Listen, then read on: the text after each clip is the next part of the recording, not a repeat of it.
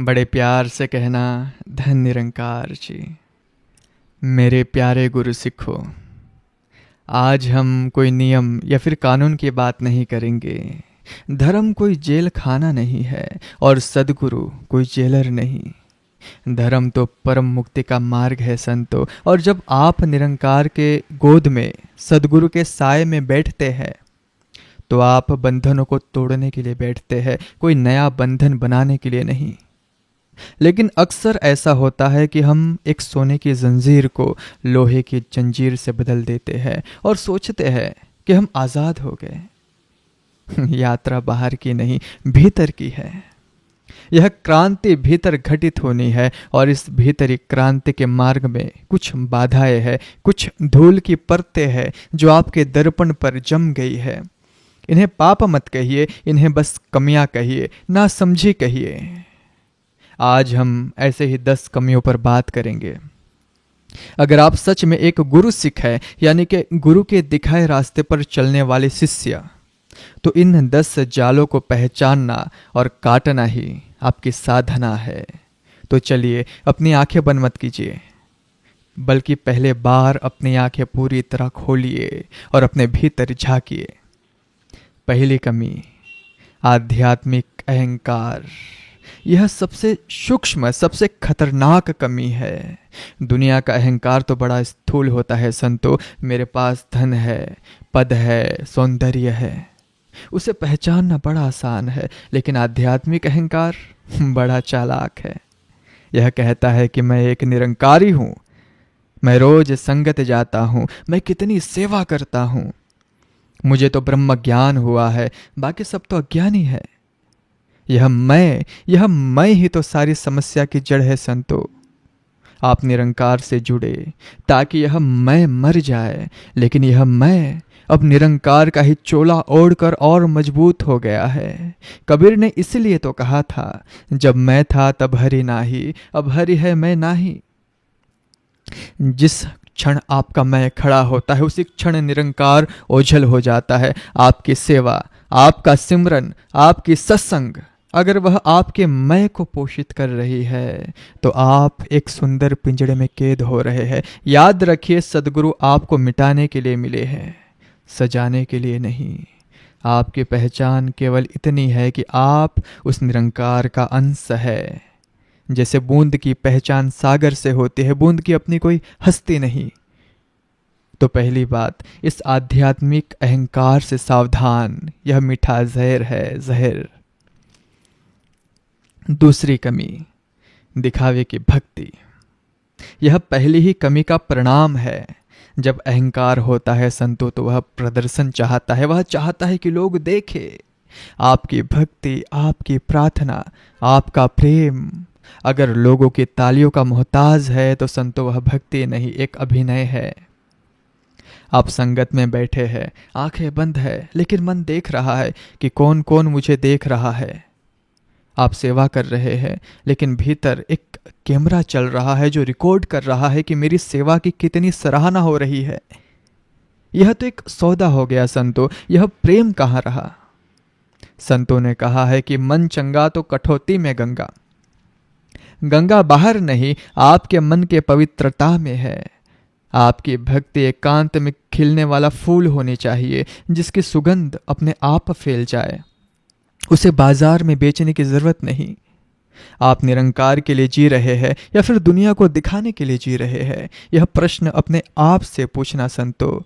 अगर आपकी भक्ति को कैमरों की, लोगों की नजरों की जरूरत है तो आप अभी यात्रा से बहुत दूर है, बहुत दूर है। सच्ची प्रार्थना संतो हमेशा बंद दरवाजे के पीछे होती है, जहां सिर्फ आप होते हैं और आपका प्रभु होता है।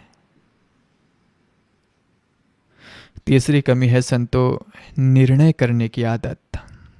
एक गुरु सिख का अर्थ है जिसने गुरु की नजर से देखना सीख लिया हो। और गुरु की नजर में कोई अच्छा या बुरा नहीं होता संतो, कोई ऊंचा या फिर नीचा नहीं होता। गुरु की नजर तो सब में उसी एक निरंकार को देखती है। सिया राम मैं सब जग जानी, करहूं प्रणाम जोरी जुग पानी। जब सब में वही राम, वही निरंकार है, तो फिर आप न्यायाधीश बनकर क्यों बैठ जाते हो? वह गुरु सिख ठीक नहीं है, उसने ऐसे कपड़े क्यों पहने, वह संगत में देर से क्यों आया, उसकी भक्ति सच्ची नहीं लगती। जिस क्षण आप किसी दूसरे पर उंगली उठाते हैं, आप भूल जाते हैं संतों की आप भी उसी परम सत्ता का हिस्सा है। आपका निर्णय आपके भीतर की अज्ञानता को दिखाता है। यह दिखाता है कि आपको अभी भी दूसरा दिखाई दे रहा है। जिस दिन आपको हर चेहरे में सद्गुरु का चेहरा और हर अस्तित्व में निरंकार का वास दिखेगा, उस दिन निर्णय अपने आप गिर जाएगा। तब सिर्फ प्रेम बचेगा, करुणा बचेगी। तो अगली बार जब आपका मन किसी पर निर्णय देने को करे तो थोड़ा रुक जाना और अपने भीतर झांकना कि यह निर्णय का कांटा कहाँ से उठ रहा है। चौथी कमी है अतीत और भविष्य में जीना। सद्गुरु आपको यहाँ और अभी में जीना सिखाते हैं। निरंकार कोई अतीत की घटना नहीं और ना ही भविष्य का कोई वादा। निरंकार तो वर्तमान क्षण का जीवंत सत्य है। आपके सांस में, आपकी धड़कन में, इस पल में मौजूद है। लेकिन हमारा मन या तो अतीत की कब्रें खो देता है कि मेरे साथ ऐसा हुआ था, उसने मुझे यह कहा था, पहले कितना अच्छा समय था, या फिर भविष्य के हवाई किले बनाता है, ऐसा हो जाएगा तो मैं खुश होऊंगा, मुझे यह पाना है, मेरी यह चिंता है। अतीत एक लाश है और भविष्य एक कल्पना। इन दोनों के बीच जो जीवन का एक छोटा सा क्षण है वही सत्य है, और हम उसी क्षण को चूक जाते हैं। आपका सिमरन, आपकी संगत तभी सार्थक है संतो जब आप पूरी तरह से वर्तमान में हो।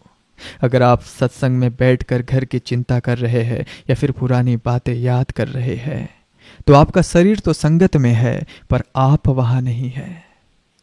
गीता में कृष्ण कहते हैं, वर्तमान में स्थित हो जा, जो है जैसा है उसे स्वीकार कर, क्योंकि यही एक क्षण है जहां पर परमात्मा से मिलन हो सकता है, मिलन हो सकता है। पांचवी कमी है शिकायत का भाव। यह बहुत गहरी आदत है। जीवन में कुछ भी हमारे मर्जी के खिलाफ हो, हम तुरंत शिकायत करने लगते हैं। मेरे साथ ही ऐसा क्यों होता है, भगवान मेरी सुनता ही नहीं। एक गुरु सिख का मूल मंत्र है, तेरा भाणा मीठा लागे, यानी कि जो तेरी इच्छा है वह मुझे मीठी लगती है, स्वीकार है। शिकायत का अर्थ है कि आप निरंकार के विधान से लड़ रहे हैं। आप कह रहे हैं कि आप गलत है, मैं सही हूं, मेरे हिसाब से होना चाहिए था। क्या यह अहंकार नहीं?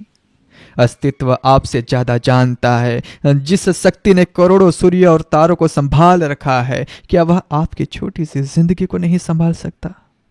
शिकायत आपके और निरंकार के बीच एक दीवार खड़ी कर देती है। यह अविश्वास का प्रतीक है संतो, मत करो। जहां समर्पण है वहां शिकायत नहीं हो सकती, वहां सिर्फ धन्यवाद का भाव होता है। जो मिला उसका धन्यवाद, जो नहीं मिला शायद वह मेरे लिए अच्छा नहीं था, इसलिए उसका भी धन्यवाद। इस भाव को शुक्राना कहते हैं संतो। जिस दिन आपके भीतर से हर शिकायत मिट जाएगी और सिर्फ शुक्राना बचेगा, समझ लेना कि आप गुरु सिख होने के मार्ग पर सही कदम बढ़ा रहे हैं। तो मेरे प्यारो, अब तक हमने इन 5 कमियों पर बात की है। आध्यात्मिक अहंकार, दिखावे की भक्ति, निर्णय का भाव, अतीत भविष्य की दौड़ और शिकायत का कांटा। अगर आपने ईमानदारी से अपने भीतर झांका है तो आपने उन्हें कहीं ना कहीं पाया जरूर होगा, और उन्हें पाना ही संतो उनसे मुक्ति की शुरुआत है। अब हम और गहरे उतरते हैं। अब हम उन 5 सूक्ष्म जालों की बात करेंगे जो अक्सर साधक को अंतिम छलांग लगाने से रोक देती है। यह यात्रा और भी निजी और भी भीतरी होने वाली है। बड़े ध्यान से सुनना, अपने मन के सारे दरवाजे खोल कर सुनना। छठी कमी, आसक्ति, अटैचमेंट।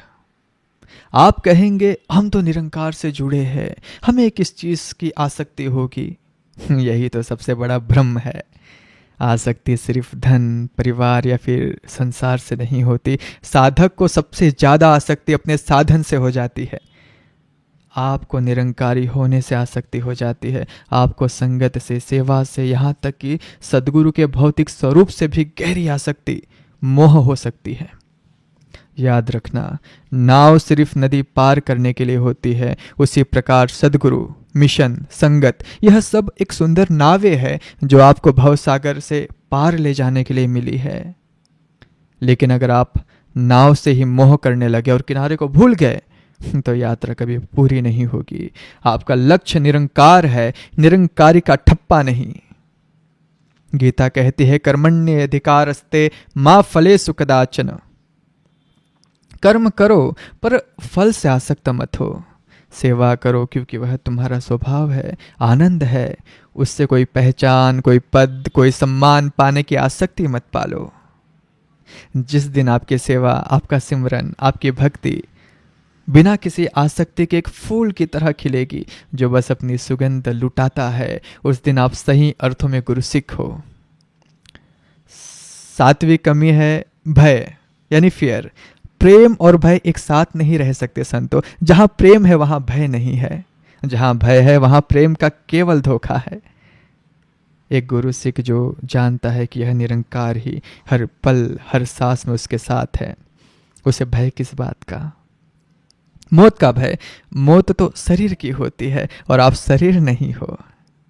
अपमान का भय? आपकी पहचान तो निरंकार से है, उसे कौन अपमानित कर सकता है? कुछ खोने का भय? जब सब कुछ उसी का है तो फिर आपका तो कुछ था ही नहीं जो खो जाएगा। गुरुवाणी का महावाक्य है निर्भव निर्वेर, बिना भय के, बिना वेर के। भय हमेशा भविष्य की कल्पना से पैदा होता है, कल क्या होगा। और गुरु सिख तो आज में जीता है, इस पल में जीता है। जिसके हाथ में सदगुरु का हाथ हो, जिसकी नज़र निरंकार पर टिकी हो, उसकी जिंदगी से भय ऐसे विदा हो जाता है जैसे सूरज के उगने पर अंधेरा विदा हो गया हो। तो अपने भीतर झांकना, आप किस किस चीज़ों से डरते हैं। आपके भय ही आपको बताते हैं कि आपकी आसक्तियाँ कहाँ कहाँ लगी हुई है। हर भय पर चोट करो, प्रेम की चोट करो। आठवीं कमी है संतो ज्ञान का बोझ, अनुभव का भाव।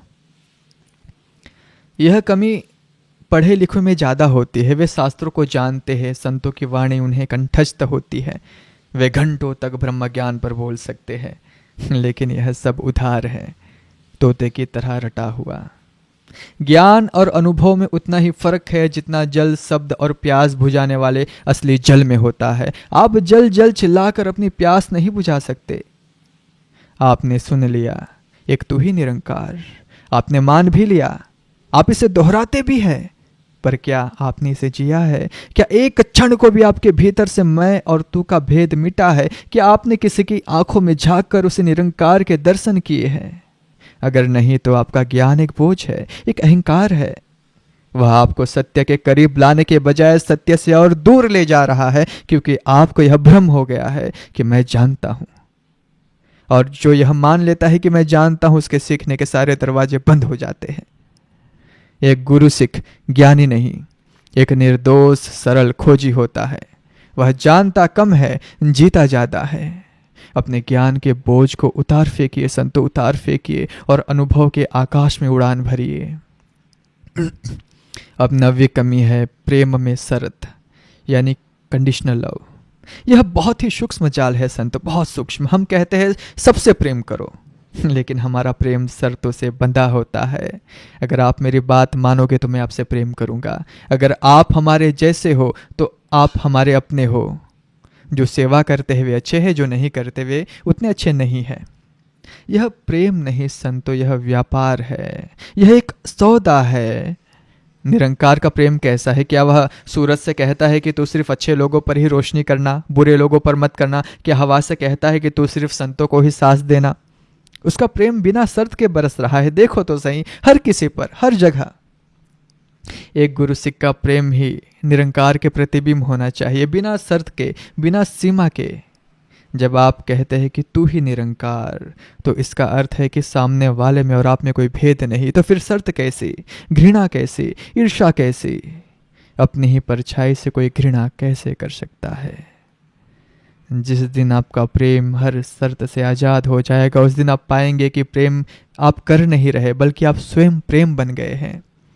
और 10वीं और शायद सबसे महत्वपूर्ण कमी है संतो साधना में आलस्य यानी लेजीनेस इन प्रैक्टिस। अक्सर ऐसा होता है कि ब्रह्म ज्ञान मिल गया, जोश जोश में कुछ दिन संगत गए, सेवा की, सत्संग किया, और फिर धीरे धीरे सब सामान्य। जीवन की भाग दौड़ में साधना पीछे छूट गई। यह आध्यात्मिक आलस्य है। संतो कबीर ने कहा था, काल करे सो आज कर, आज करे सो अब। यह सिर्फ दुनिया के कामों के लिए नहीं, आध्यात्म के लिए तो और भी ज्यादा सत्य है। क्योंकि मन बड़ा धोखेबाज है, वह हमेशा टाल मटोल करता है। वह कहता है कल से करेंगे, और वह कल कभी नहीं आता। साधना का अर्थ केवल 1 घंटे की पूजा या फिर सिमरन नहीं, साधना का अर्थ है 24 घंटे का होश। आप चल रहे हैं, खा रहे हैं, बात कर रहे हैं, हर पल आपको उस निरंकार की याद बनी रहे, आपकी हर सांस सिमरन बन जाए, आपका हर कर्म सेवा बन जाए, और आपका पूरा जीवन ही एक जीवंत संगत बन जाए। इसके लिए सतत प्रयास चाहिए, एक प्यास, एक लगन चाहिए। जैसे एक प्रेमी अपने प्रेमिका को एक पल भी नहीं भूलता, वैसे ही गुरु सिख को निरंकार की याद हर पल बनी रहनी चाहिए। इस आलस्य को तोड़ना ही सबसे बड़ी तपस्या है। तो मेरे प्यारो, यह है वह 10 कमियां, 10 धूल की परतें: अहंकार, दिखावा, निर्णय, अतीत भविष्य शिकायत, आसक्ति, भय, ज्ञान का बोझ, और शर्तयुक्त प्रेम और आलस्य। यह कोई सूची नहीं है जिससे आपको डरना है, यह एक दर्पण है जिसमें आपको स्वयं को देखना है। यह कोई पाप नहीं, बस नासमझी है, और हर नासमझी को होश की एक किरण से मिटाया जा सकता है। सद्गुरु ने आपको ज्ञान की यह मिसाल दी है, ब्रह्म ज्ञान दिया है। अब इसका उपयोग अपने भीतर के अंधेरे को रोशनी करने के लिए कीजिए। जिस दिन यह 10 परछाइयाँ मिट जाएगी, उस दिन सिर्फ आप नहीं बचेंगे, सिर्फ आपका प्रकाश बचेगा, जो निरंकार के महाप्रकाश में विलीन हो जाएगा। और वही जीवन का परम लक्ष्य है। अगर कहने समझाने में कोई त्रुटि हुई हो तो दास को क्षमा करना, बड़े प्यार से कहना। धन्य निरंकार जी।